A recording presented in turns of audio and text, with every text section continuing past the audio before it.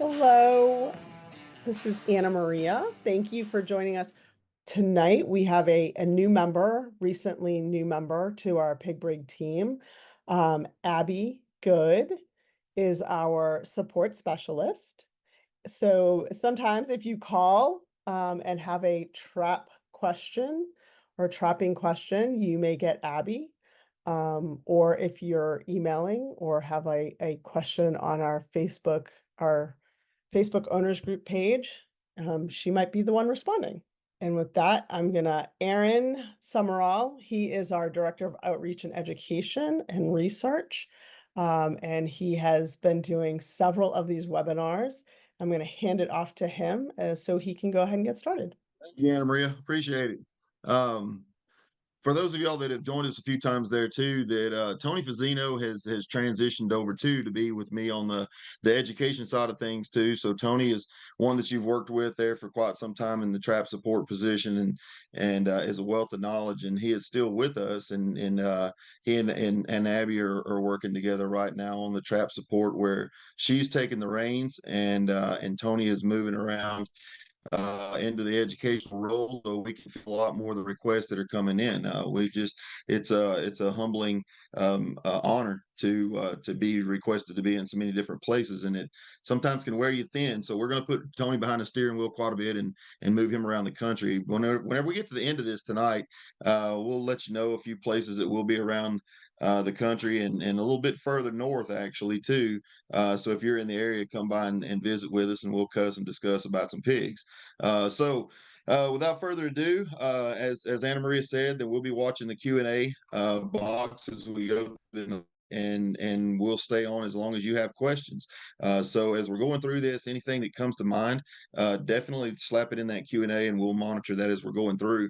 So what we'll do tonight basically is just certain times of the year, there's things that seem to be a little bit more pressing, a little bit more urgent, that we need to make sure that we touch up on, we refresh on, so forth and so on, to make sure that we're not missing the big picture. So it's one of those things that kind of, that you wonder why do we need to have to practice some of these things maybe a little bit more fundamental than what we would like to have to cover multiple times. But it's kind of one of those same situations why professional athletes continue to have to go to practice. I mean, they're outstanding in their field and they know what they're doing, but to not stay sharp on your tactics and your efforts and your methods and so forth ends up leaving you behind the eight ball in a lot of situations. So tonight, what we're going to do, we're going to break this webinar up into a couple of different sections. The first section that we're going to talk about tonight is we're going to be discussing a little bit about behavior and movement and so forth. And those 3 bullet points are what we're going to break out and get down into the weeds a little bit on there, being habits and patterns, signs of hog presence, and then the group and sounder dynamics and so forth and so on. Just knowing something a little bit more in detail about these pigs, they're gonna tip their hat to us at some point in the game, that's going to be able to help us kind of navigate that management plan or that strategy more in our favor, a little bit away from that animal that's out there. So we just got to take a deep breath sometimes and step back and actually pay attention to what are they really telling us, what are they really showing us, what are their preferences, and so forth and so on. So breaking that first bullet down into the habits and the patterns, we're going to talk a little bit about some of the fundamentals of pigs, and there's the popular movement patterns is those pigs are going to be nocturnal versus diurnal, and that in the diurnal situation there, that's just moving at daylight and dark, basically dusk and dawn. Now, in the places where we see those pigs that are more in diurnal in movement is where they typically have far less human pressure. So many places where we see pigs just solely nocturnal is going to be where those pressures have been high. We're coming out of hunting season in most of the United States right now, Canada, and various places around the world, and that increased human for a prolonged period of time has pushed a lot of those pigs nocturnal, regardless of moon phase, regardless of a lot of things that's out there, where you'll start to see some of those pigs that experience, I guess, more seasonal pressure. They'll start to turn back to those diurnal activities for a shorter period of time during the spring and in the fall, and then may shift more to the nocturnal side during the summertime, regardless of your human pressure. So, and what that means there is that whenever we look at that second bullet there where it says weather conditions influence the movement, um, is that pigs, knowing that pigs can't sweat, knowing that they have a monogastric digestive system like we do, which is a pretty quick digestive process to go from ingesting food through the whole digestive process and then out the other end. So what we look at in that is that whenever they like the ability to sweat, they get hot easy. In the summertime, whenever we're in the bacon belt, if you want to call it that, the southeastern part of the United States, California and so forth, many places in Central America and around the world in those tropic zones, those animals that feed in the daytime, more in those diurnal periods of the day, they can experience that temperature increase, that temperature spike of their body heat during that digestive process. So some of the times whenever you see those pigs gravitate to solely feeding between 10 and 2 at night, and you're thinking, man, these pigs have never seen a human, they don't know what's going on, they're completely naive to everything that's out there. Why are they doing this? And that's many times that's the reason why, is because as they consume those baits that we offer, and that digestive process is going to increase that body temperature, and they want to make sure that as that rapid digestion follows through that track, that they can be back down to somewhat of a manageable temperature by the time the sun comes up. So keep a few of those things in mind as you're going through. Just remember the nature of the biology in that animal. Other things to think about in the weather conditions. We're coming out of the wintertime. Some of the further northern latitudes, they may be stuck in the grips of it. And depending on what the old groundhog says, we may have a day or two of it left as well in the south. But what we need to think about in there is that in those weather conditions in the wintertime, sometimes we can see those barometric pressures fall relatively low for prolonged periods of time. And whenever we look at the weather conditions and what influences pigs the most, we see that there's a direct correlation to that barometric pressure. So now moving out of the more, I guess, stable barometric pressure periods and to much more of a almost like a heartbeat, if you want to look at it on a screen, and those pulsing periods barometric pressure flux, is that we'll have those frontal boundaries that'll flow through, and it'll be a severe situation that comes through for a shorter period of time. Then we're back to those higher pressures. Don't let this scare you, because as those pigs respond to that barometric pressure dip, quickly that barometric pressure drops as those frontal boundaries move through. We get quite a few calls all the time that that will call us up and talk to Abby, talk to Tony and myself, maybe Randy, and say, man, I had these pigs on bait, and then just last night they just quit coming. What the heck do I need to do? First of all, pump the brakes a little bit. Let's think about why they could have left, and it very well could be one of those weather boundaries that come through that drop that barometric pressure for a very short period of time. They're going to be right back on their feet, moving around and doing what pigs do. So in some of those situations where you're going into those prolonged barometric pressure shifts, that could be a longer term system that's in there. What we need to think about in trapping and the approach that we use in trapping is, one, monitor that weather. Know what you've got coming up, and that might influence how you approach that trapping strategy. When do you decide to set those triggers or drop those nets, put them in that catch mode? Because as that pressure drops, you're going to find those animals are going to huddle up more to a much smaller area. That area that they're going to huddle up to, we need to think about what Aldo Leopold said in wildlife management. They got to have the food, the water, the cover, the space, and then the arrangement of all of it. So you need to think about where in the range of those pigs can they find all of those components in a very tight location, whereas that barometric pressure being low, they don't have to get up and move very much. They can stay right there, kind of where they're at, huddle down a little bit, and not expose themselves for very long periods of times. Other things to think about, the barometric pressure drops like that, A lot of times it's got a lot to do with wind, wind direction, speed, movement, so forth.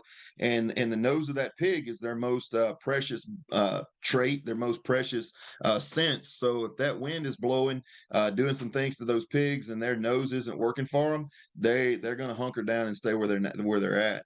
The other things to think about as far as seasonal influences, we are definitely coming out of the wintertime here in the South. We had our 4 days of winter basically, and now we're going right into summer. So day before yesterday, it was a whopping probably 42 or so degrees. Yesterday, literally, it doubled. It was 84 degrees at my house.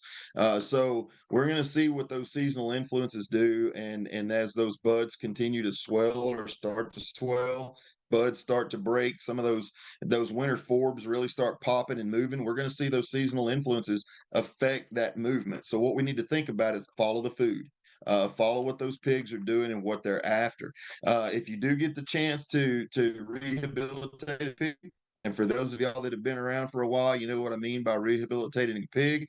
If you haven't, then you need to give us a call. We'll talk to you a little bit more about that later. But whenever we're looking at some of these seasonal patterns and things like that, one of the things that we see a lot now is that we have a lot of soft ground. Whenever we see a lot of soft ground, and that just means we got a lot of moisture. And when, all winter, those soil temperatures have been cold, they may have been dry, so forth and so on.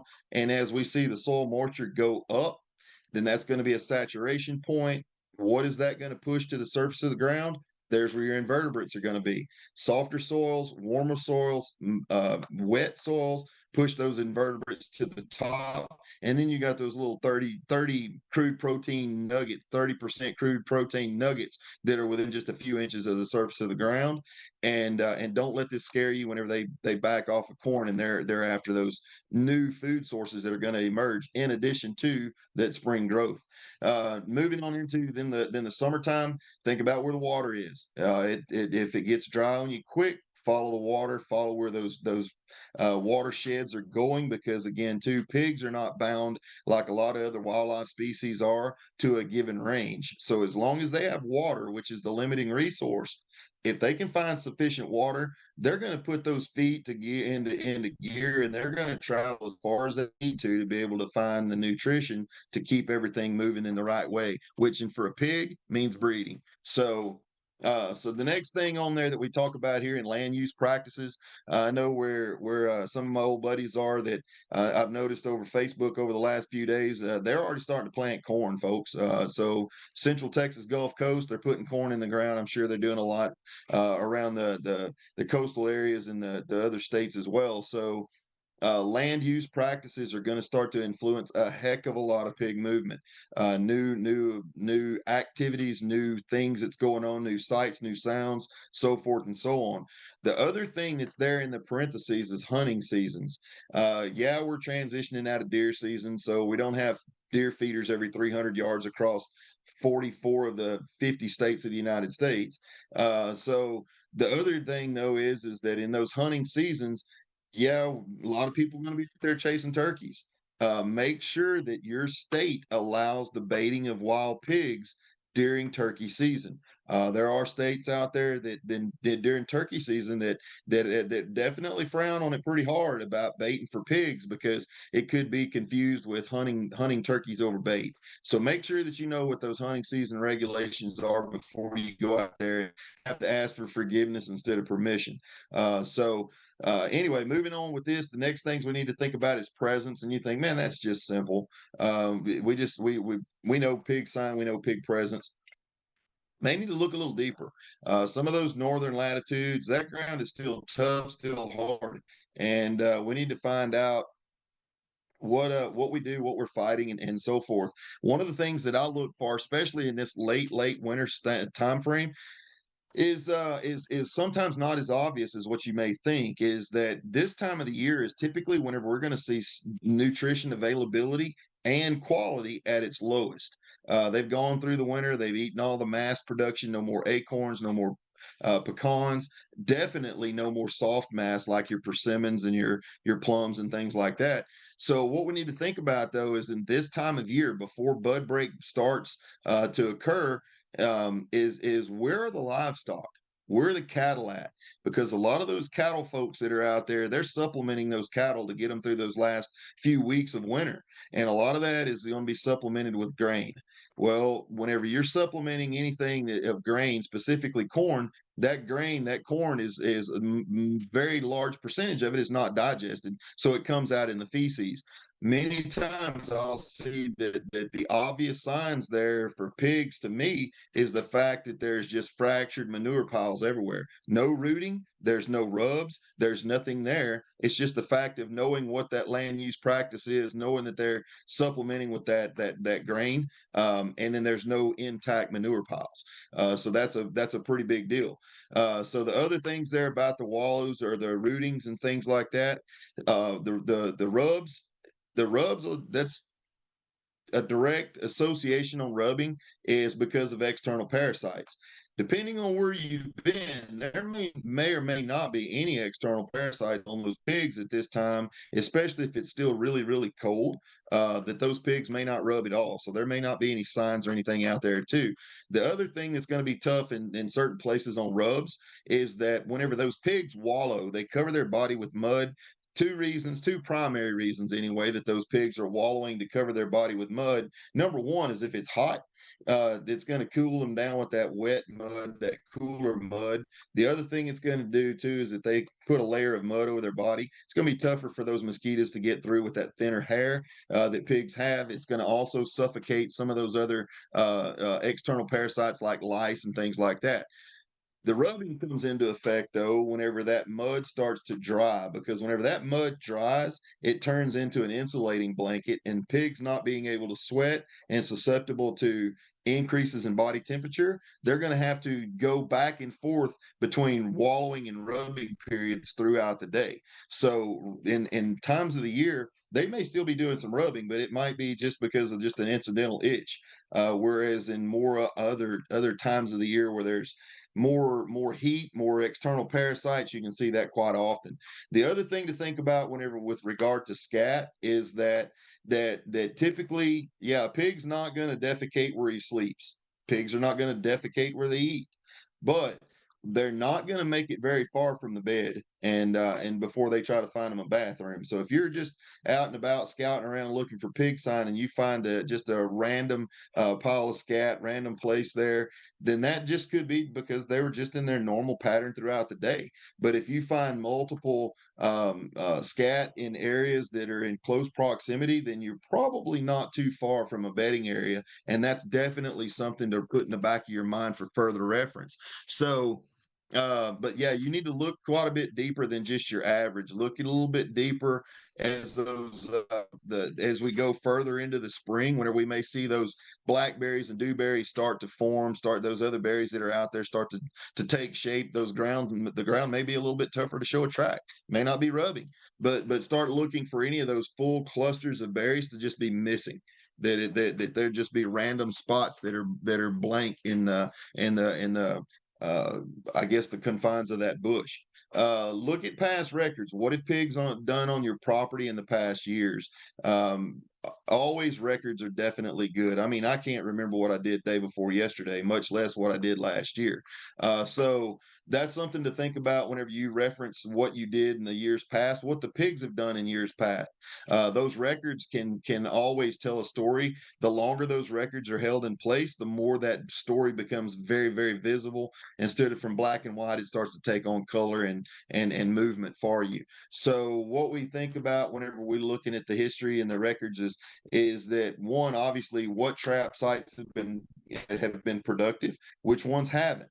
The ones that have been productive, what do you think could have been the reason for that? Is it just a known area that they're always going to be, or it could have been just incidental because of weather patterns? Could have been the same reason why trap sites were not effective. It could have been too much water, could have been not enough water, so forth and so on. Could have been just land usage practices and the like. So Trail camera insights is not a necessary thing, but it's definitely helpful whenever the weather or continues to warm up in the south. One of those things out there I know some of y'all may like, but I can promise you I'll turn into a sissy quick whenever I run across a water moccasin.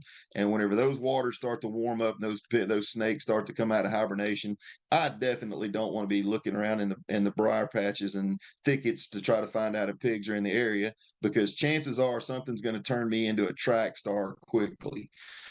So what I'm going to do in that situation is depend heavily on my cameras to tell me what the story is out there. So quick reference and key locations. One of the things I'm going to do to kind of tip the scales a little bit in my favor to find out one presence or absence is you can take an oil rag or a carpet or something of that nature, wrap it around a corner post in your property, and then put some cooking grease on it, cooking oil, or even burnt motor oil or something like that, because as the temperatures warm up, the external parasites are going to increase and probabilities or an occurrence. Those pigs are going to start rubbing. They're going to be looking for a way to get rid of those bugs as soon as they come into a new area. So those are some areas that you can really hone down whether or not you got presence or absence, forcing them to come to somewhere that they're looking for some relief. Number and the size of the sounders. This is going to tell us a lot about the use of the pig brig. I like to definitely go whenever I'm using a pig brig. If I've got 3 different locations of potential, I many times will hit to where my preference will be to put that pig brig up where that largest sounder comes in last. And the reason for that is because of the competitive nature of pigs. As long as you're conditioning and you're baiting those pigs with sufficient amount of bait, a smaller sounder entering a trap, feeding on bait will then turn into bait themselves a lot of times for those bigger, more dominant sounders, because they want to protect a resource. They're pretty much the bully out there, and then those pigs and those smaller sounders definitely are an encouragement for those pigs to enter that trap. So one of the things always keep in mind is every tool has a specific protocol to get the best efficiencies out of it. And your pig brig trap system is exactly falls into that thread. Use it according to protocol rather than according to what the status quo is. So looking at the number of the sounders, the size of the sounders. Also, too, one of the things I look at this time of year, just like on my own place that I have, is that right now the nutritional quality and availability is extremely low. So it's tough to pattern those pigs, because if I've got a sounder of 20 pigs out there and the average size of those pigs is 100 pounds in that 20-member sounder, the food consumption that pigs need in a day is somewhere between 4 and 5% of their total body weight. So if you've got a 100-pound pig, you need 4 to 5 pounds of food per day to keep that pig going. That means of quality food. Whenever you're talking about corn out there, that corn is 7 to 9%, not very not a lot of quality in there. It's more of an attractant than anything else. So their bodies are going to let them know, hey, we need more than this. So it's almost impossible to feed a pig enough corn to keep them satisfied for any given length of time. So what they're doing, at least on my place and a lot of other places around the country where I talk to a lot of folks, is that those pigs are pretty cyclical in the way that they're responding. Is they'll be on a rotation and they may come to the same location every 2, 3, 4 days rather than every day. Whenever the nutritional quality and quantity continues to increase, those pigs will start to slow down that rotation, stay in a given area for a little bit longer period of time, until that nutritional availability and quality goes off the charts high, like it does every spring. And then they may stay in a very small location, but then they may not respond to bait very much at all, just because of that super high quality and quantity being much more desirable than what corn or any other bait options would be. In that situation, when you see that happen, don't try to force those pigs. Let them consume that desirable food source. Get that quality and quantity back in your favor, and then we'll start working on those pigs again too. So making sure you understand the sounder dynamics and dedicate or knowing the sounder dynamics will dictate the strategy that you move forward with. So again, remember, these pigs are extremely intelligent. They are waiting on you to make a mistake, just like we're waiting on them to make a mistake. So it's just a matter of who can hold out and I guess keep their cards closer to their body longer, is the one that's going to end up on the top of that strategic, I guess, dancing match or dancing situation there. So why capture the full sounder? Why is it capturing the full sounder critical? And I think that's very, very obvious. It doesn't take long before they realize that there were 20 pigs went to the family reunion, and there was a handful of them that didn't come back. Okay, so we want to make sure that we remove all those pigs out of that family group, because they do recognize which ones were where and where they disappeared at. And in those areas where those pigs disappeared, those other older, especially the older animals, are like, we really don't want to go back to that place. It was not very fun. So make sure that you try to do everything in your power to capture that full sounder, in that one fell swoop, rather than hoping that you can pick away at them a few at a time and then end up with them, because that typically doesn't hold true. We'll talk a little bit more about that here in just a little bit too. So what we need to think about now is how to identify the dominant groups and then the individuals within those groups. So many times, though, it's sounders, or the size of the sounders do dictate the dominance. But always keep in mind, I mean, that's a definite rule of thumb. But what we need to think about, though, is if you got a sounder of 12 and a sounder of 20, number may say, well, obviously 20 is dominant over 12. But then we start looking at biomass. We start looking at body capacities and so forth. And what happens if you've got a sounder of 12, where of those 12, 9 to 10 of them are females of 150 pounds or more? Whereas in that sounder of 20, it's a bunch of subadult males that have been expelled from a large group of females. Even though they're in the same proximity to that group of 12, that group of 20 is far, far not the dominant sounder in the area, even though their numbers are superior. So think about it. Even though size of sounder can dictate a lot of things, don't just stop the decision tree right there and say, well, this is what I've got to work with, because those females are hoping that you will go after that larger sounder that's more inexperienced pigs, because they're going to learn from you. They're going to learn what to do and how you approach that. So typically the smaller, less dominant sounders are always alert, and that's very, very true. So whenever you go in there and you start having overlapping sounders, one of the things I look at is, as those pigs are feeding, if you've got a sounder of 12 to 15 pigs in there and they are not the dominant sounder in the area, at any given time, of those 12 to 15 pigs, half of them are going to have their head up off the ground looking around. They're going to be looking in various directions. They're not going to hone in on a given location until they identify danger, until they identify something to demand their attention. So they're going to stay alert. They're going to make sure that those larger, more dominant sounders doesn't get into their back doors without them knowing that they're coming. So pay attention to those body, I guess, posture cues, body language, and let that dictate too. Some of those things you may not see off camera can be easily insinuated that there's something there that's got those pigs' attention, and it very well could be a larger sounder that just didn't show up on the camera. So whenever that happens, wait a couple of days, see what happens, maybe turn the camera in a different direction, and just see what comes in away from those bait piles. If you're monitoring a bait pile, it could be that those dominant sounders are full of older, smart females, and they're off camera just looking at a bait pile because they may know that, hey, I've seen this trick before. So do a couple of things and change up the game a little bit and see if there's something that you may otherwise have not seen. The matriarchal female is always, always the dominant animal in the sounder. If you see adult males in a sounder full of females, folks, they're not there for dominance. They're there for reproduction. Okay, so those dominant, mature males will be there for that shorter period of time. Once the breeding period is over, they go about their own way. So watching for those matriarchal females is very, very key. Whenever I look for matriarchal females in a sounder, is watch what the other animals are doing.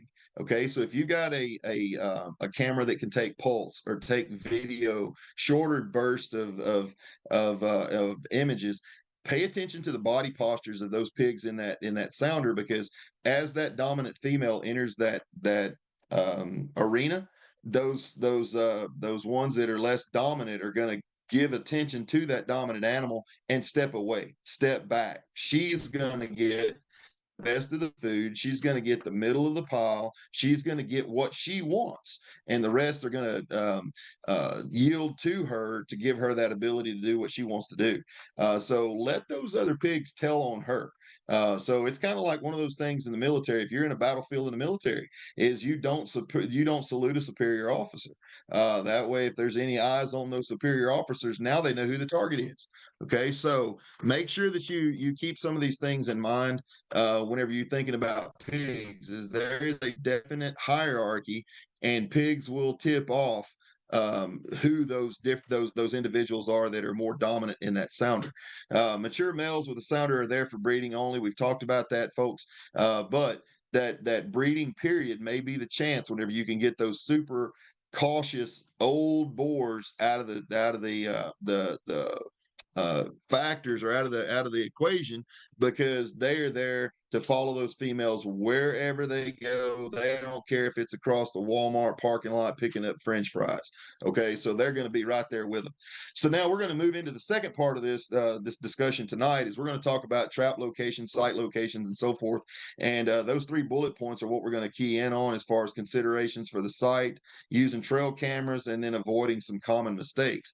So couple of things on there as far as making sure that you pick key locations is obviously those pigs, their eyesight's not that great. Their nose is phenomenal. Their hearing is pretty good.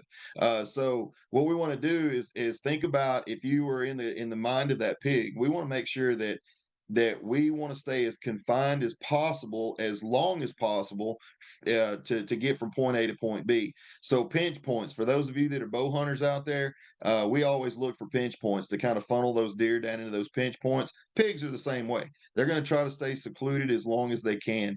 Wood edges or fence lines. A lot of times that we'll see that, especially if you're in row crop, like in that picture that's there on the slide. The only place that you may have any vegetation higher than the crop itself is in the fence line. So those pigs are going to use those fence lines to travel. Wood edges that they'll use to travel, because that wood edge is only a couple of pretty good strides away from being completely secluded into that vegetation. In flat land, or and I say flat land, and land that basically doesn't have anything taller than a tumbleweed there, that you're going to always have canyons and ditches. And it doesn't take much of a change in the topography of that land for a pig to completely go unnoticed. And believe me, those pigs know exactly where those depressions are and how they can travel without being detected, with some very, very minimal changes in topography. So the next thing there is probably one of the more important things that I always look for, or consider, is do not put traps in the selected feeding areas. The selected feeding areas are those areas that are selected by the pig. So we get frequently we get called, and people are like, well, man, I can't get these pigs to come into my trap, and man, I've got that trap right in the middle where all that rooting is, all that activity is, and everything else. And it's like, well, that's your problem. Because if it's a selected area of where they're feeding at, they're traveling from their bed directly to that feeding area, it's because it is a highly nutritious food resource. It's abundant in quantity. And so once they make it to that preferred area, then probably corn is not going to sway them away from whatever they're there for. So what we're looking for is in those situations is that we want to think about in those transitional zones throughout that landscape. So we'll talk a little bit more about that here in the coming slide or two. Proximity to food or to water and a source of cover. Consider the season. If it's hot, pigs don't sweat. They look for water. It is the limiting resource that keep pigs where they are. So the hotter it gets, the lower the water availability is. Follow the water. Do not use water as a bait inside of your traps. The reason I say that is because a lot of times those water troughs and catchments that are used to bait pigs during those more stringent times of the year, limiting times of the year, will also be used to water livestock or other wildlife at other times of the year. And if those pigs are confined to that trap, until you get there to rehabilitate those pigs, they're probably going to be laying in that water trough. And every pig is like a 5-year old in a pool. They're not getting out to pee. Okay. So who knows what they put into that water. And even though you drain it, you put new water in there, fresh water in there, no telling what the residuals are that's in that catchment that could still cause you some pretty serious issues down the road.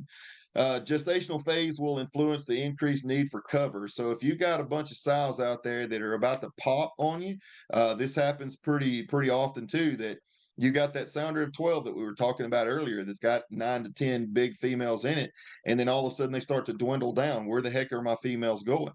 Well, they're going to hold up for a few days into the cover, have those pigs, get those pigs up to where they can follow mom, and then they'll be back with the sounder.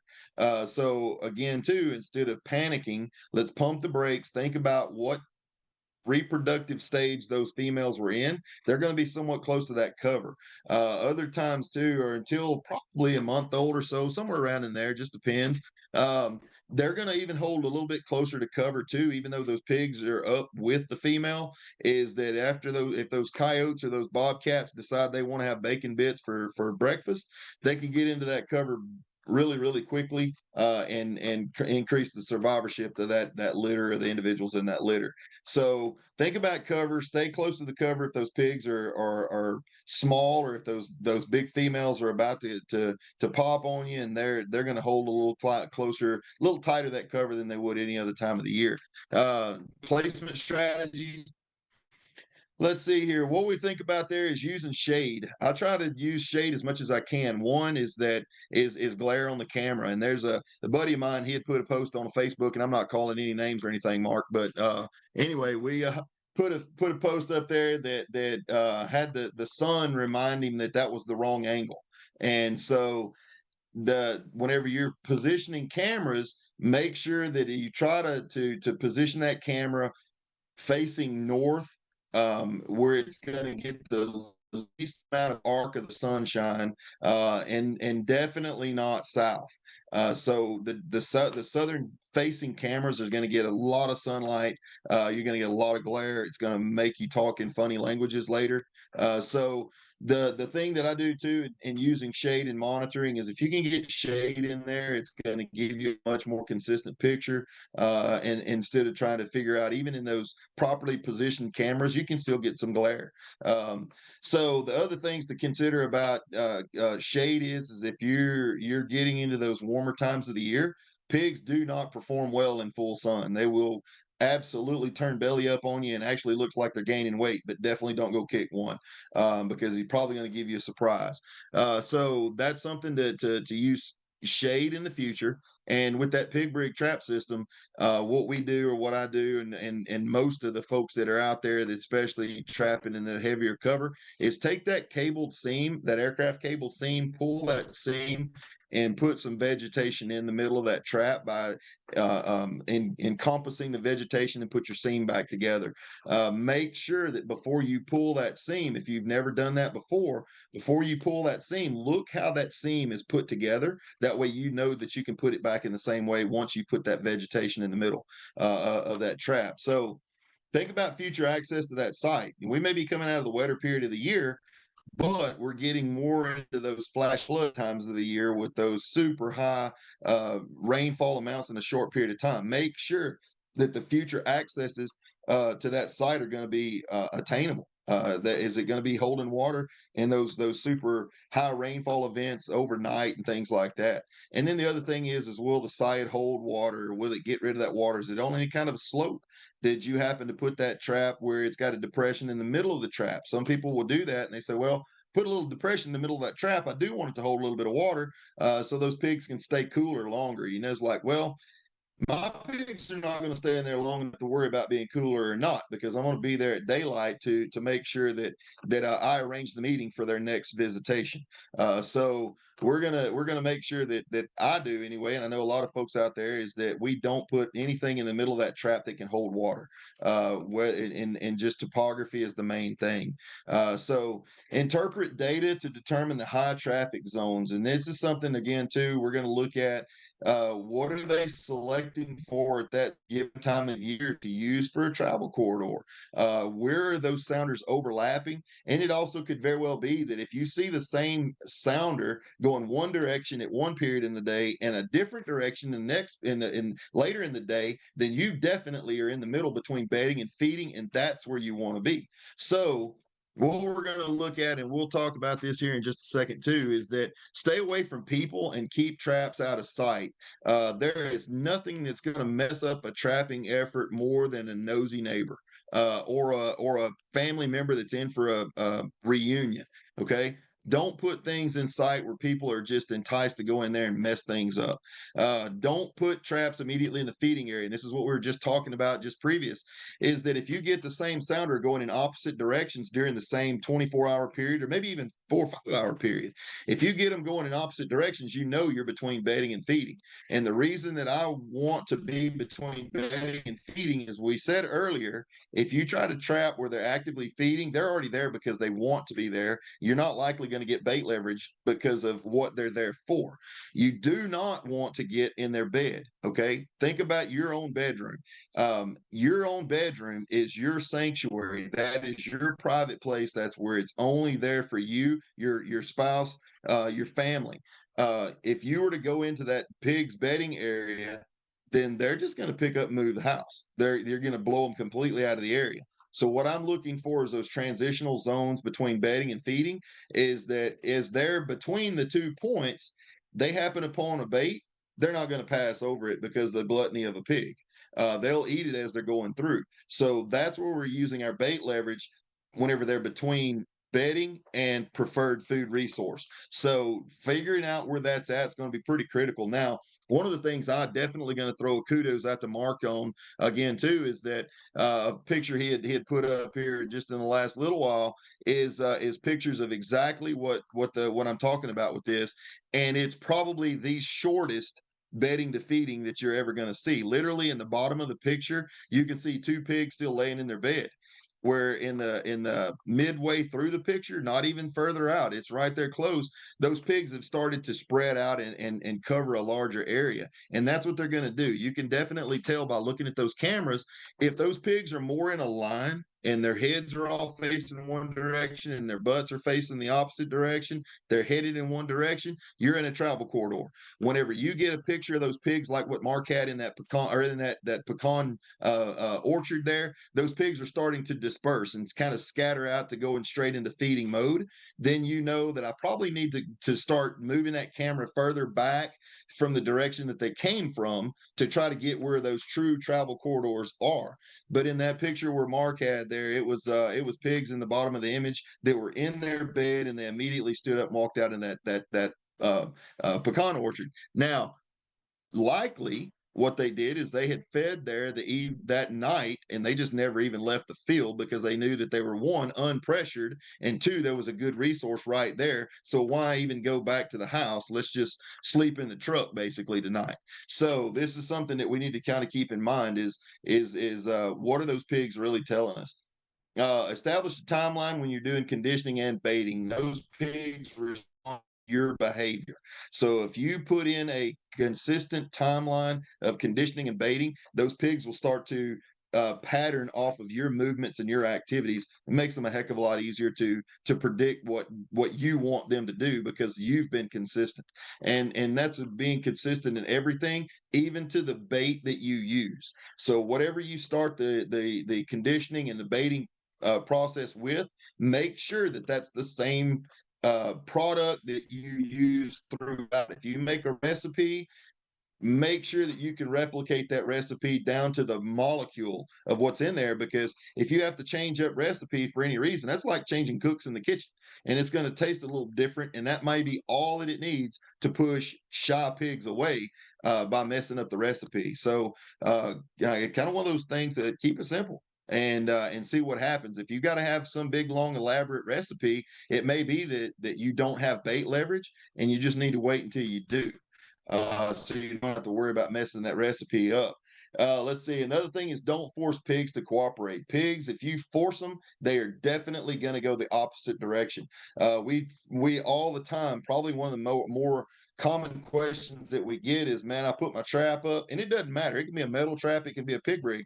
I put my trap up and I can't get these pigs within 200 yards of my trap. What am I doing? Well, tell me about your baiting protocol. Well, I put the trap up and this morning at 10 o'clock, and I immediately went ahead and put bait in the trap. But I do have my trap in conditioning mode. I just put bait right in the trap. Well, that's probably the reason why they're not coming around, is that you've put a big piece of equipment new in their environment, and they're like, I really don't know what this thing is. And there's food in there, so this smells sketchy straight out. So what we do whenever we're talking to people about the baiting protocol and process is let the pigs dictate the process. And so whenever we put up a trap, we start out with baiting about 90% of that bait on the outside, 10% on the inside. And at that point, we let the pigs dictate the process. So if on night one, the pigs eat the 10% of the bait on the inside of the trap, then you're good to go. Put it all on the inside of the trap, let them condition in the inside of that trap, and then catch them pretty much just about at will at that point. If they are trap shy pigs, sometimes I've seen it take 2 to 3 weeks to get those pigs to eat any percentage of the bait within the inside of that trap. But the more you force those pigs to cooperate the way you want them to, you're going to end up again talking some funny languages, and may end up having to explain yourself to your grandkids. So keep it simple. Think about the pigs. Let them dictate the process because they are processing what you're doing.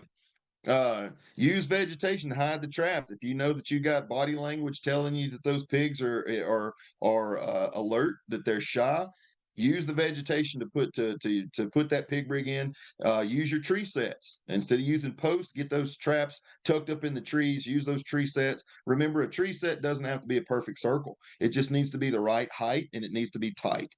So we have never once had a pig complain because a trap was not in a perfect circle. Educated pigs will respond quicker if traps can incorporate the vegetation. This is something that they found in Canada that's pretty straight on. Whenever they were using the traps, any metal traps or the brigs out in the open, pigs were a lot more shy, and they tucked those brigs up into that dark timber and immediately started whacking those pigs. So use what you've got on your landscape. So, importance of the pre-baiting. This is my number one critical phase of the whole protocol from start to finish and throughout the whole deal is that if you don't condition, you're not going to catch as much as what you could have.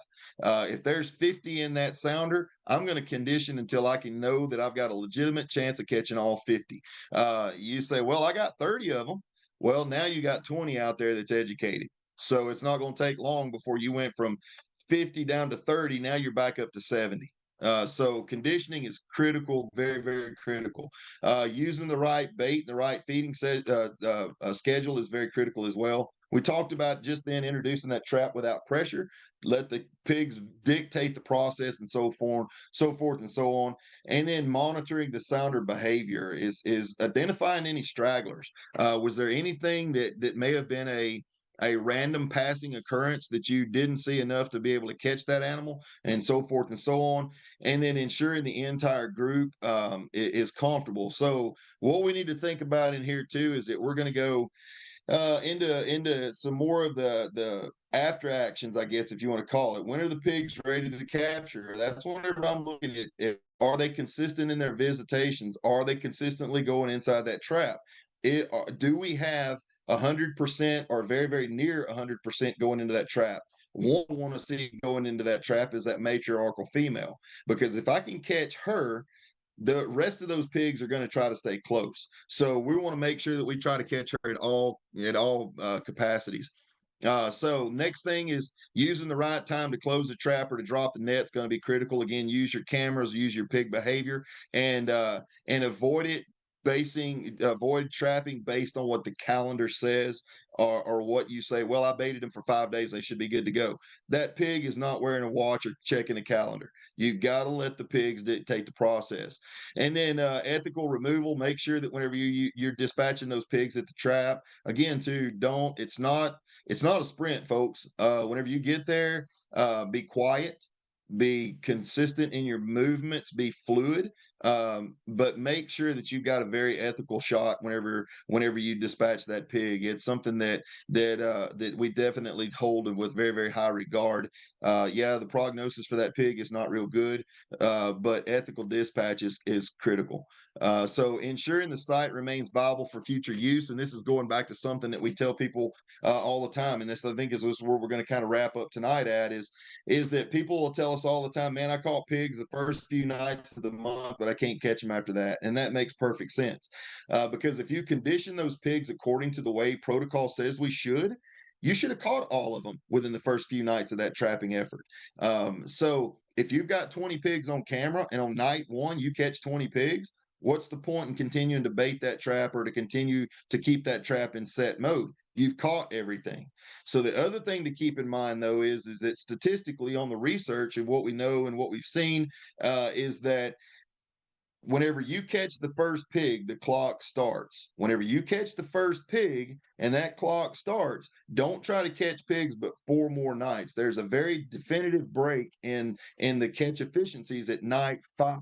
So if you go in there and you start catching those pigs and you catch them pretty good for the first 3, 4, 5 nights, back away from them before you make a mistake and recalibrate. It's like a boxing match. In a boxing match, we have one 30-minute round. We've got 10 3-minute rounds. And in between rounds in a boxing match, the coach is in your ear telling you what you need to do to change your strategy. That you're recouping. What did I just see? How am I going to respond? The same thing holds true in pig trapping is what did they tell me in that first sequence of 5 days worth of active trapping? Back away. Whenever I back away, I'm going to raise my skirts back up off the ground and I'm going to bait the inside of that trap one more time. The reason for that is any remaining pigs in that area, the last memory they have of that trap site is a free meal.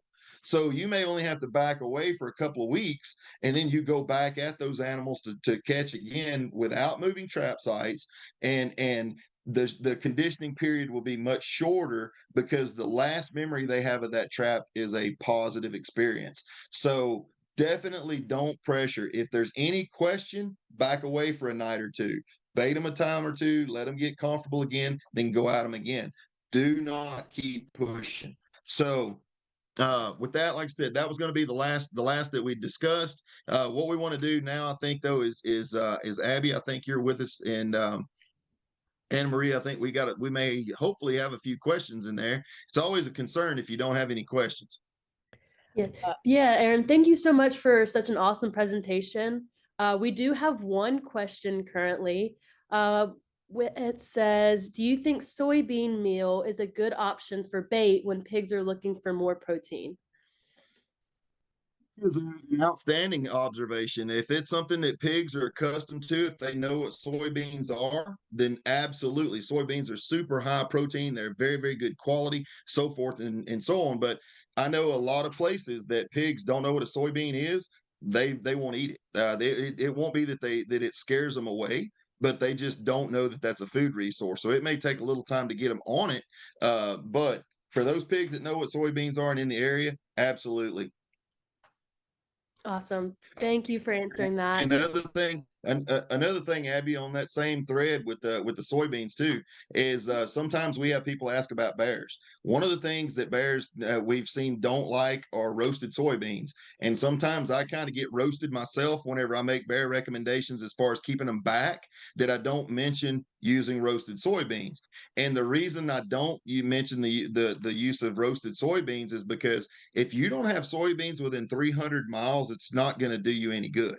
So many of the times, whenever I see a recommendation or a question come in, before I open my mouth and prove that I'm not the smartest guy out there, I'm going to check your profile. So tell me I'm snooping.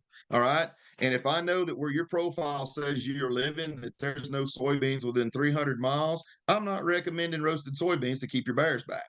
Okay. So remember, everything to do with pigs and everything else is regional. Okay. But excellent point. Glad they brought that up. Awesome. Thank you. Oh, we have another question that just came in. It says, how do you get them started on soybeans? No beans around here are close. Something that what you can do there is this any kind of a meal. Most feed stores have something to do with a soybean meal or something like that, because you can use soybean meal in a lot of livestock feeds, especially for show livestock. So it's not going to be super cheap, but it's something there that whenever I try to introduce pigs to a new bait option or to see what they're going to do, I'll take something that they really like, I know they'll feed on, and I slowly start to incorporate a little bit more over time. So almost like Abby, it'd be like drip feeding them and let them get more and more used to it. And it's just like us. I mean, I pack down a bunch of hamburgers, but it don't take a salad or two, and my body starts feeling a little better. Okay, so it's something the same way. If you get used to eating that old yellow dent corn, and you get something actually of a decent quality, their body's going to let them know that's what they need. Awesome. Thank you. Guys, if you have any other questions, please drop them in the Q&A box. We'll stay a little longer. All right, here's another Maybe one. a couple more pop there too. Yes, we had a few more come in. The first one is, what tips and tricks do you have for using the pig brig with trees?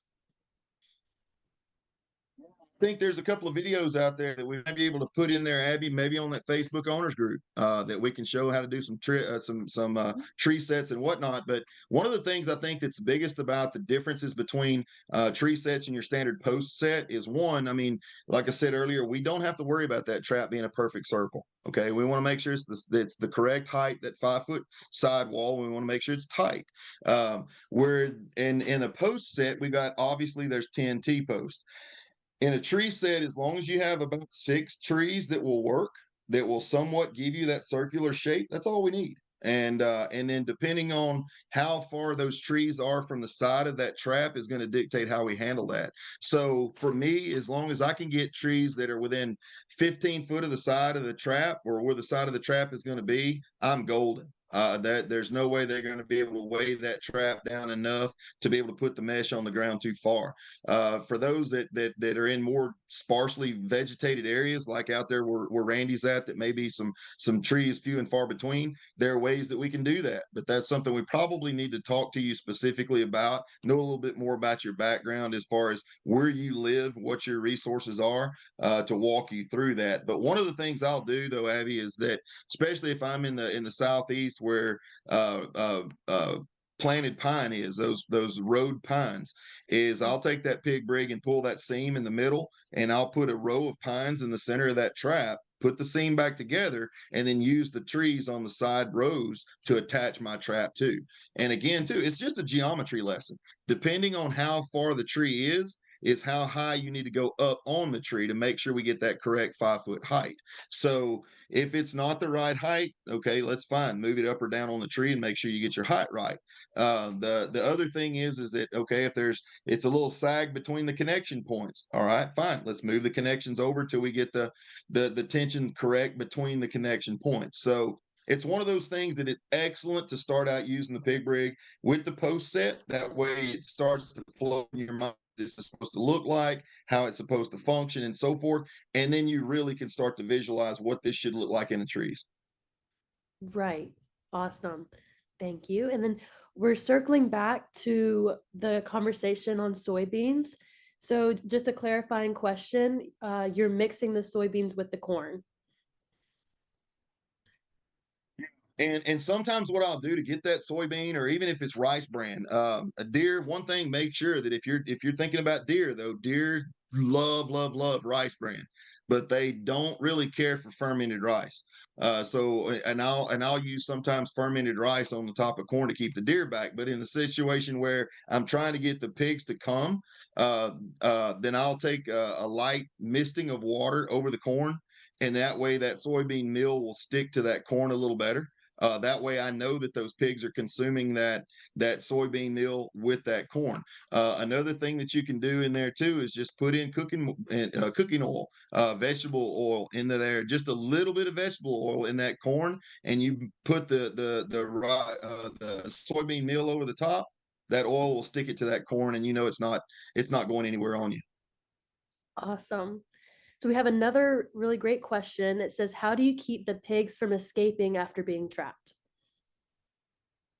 First things first. I mean, two things, and this is something that we always go back to is number one, use plenty of bait. Okay. You use plenty of bait in there. What we recommend, I mean, it's a rule of thumb, 4 to 5 pounds per pig in conditioning and in catch periods. But obviously, that's going to dictate the size of the pig. If you use plenty of bait, what we see is that those pigs will stay in there and feed long enough, and then most of the time they sleep until the sun starts to come up, and then that's whenever they try to get out.